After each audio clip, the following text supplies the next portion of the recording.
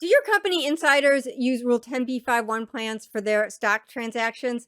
If yes, you need to be aware of the SEC's new rules for these plans. In this video, I'm going to cover 3 of them. The SEC is now going to require a cooling off period for all Rule 10b5-1 plans. A cooling off period is the length of time between when the plan is adopted and when trades can commence. For officers and directors, that required cooling off period is kind of complicated. We'll actually need to determine 2 dates.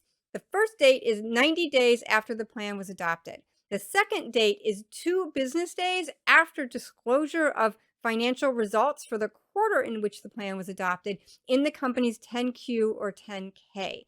The later of these 2 dates is the end of the cooling off period for officers and directors. Now, for everyone who's not an officer or director, the required cooling off period is a much more straightforward 30 days from when the plan was adopted.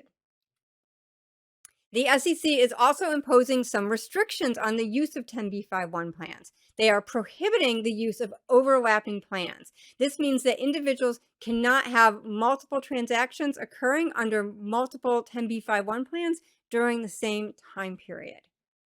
They are also limiting the use of single trade plans to just 1 during a 12-month period.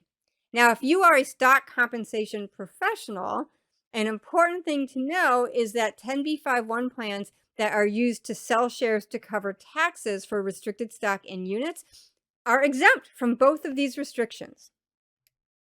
Companies will also have to disclose 10b5-1 plans and transactions under them. When officers and directors adopt, modify, or terminate 10b5-1 plans, that will need to be disclosed on a quarterly basis in the company's 10Q or K. Transactions in 10b5-1 plans will need to be identified on Forms 4 and 5 filed for Section 16 insiders. And companies will need to disclose whether or not they have an insider trading policy in their 10K and proxy statement.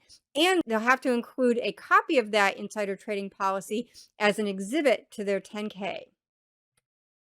I have barely scratched the surface of what you need to know about the SEC's new requirements. To learn more about them, be sure to check out the NASPP webinar, Understanding the New Rules for 10b5-1 Plans. I hope you enjoyed my video. If you did, please subscribe to our YouTube channel. That really helps us out, and you're notified when we post new videos. Win-win. Thanks for watching.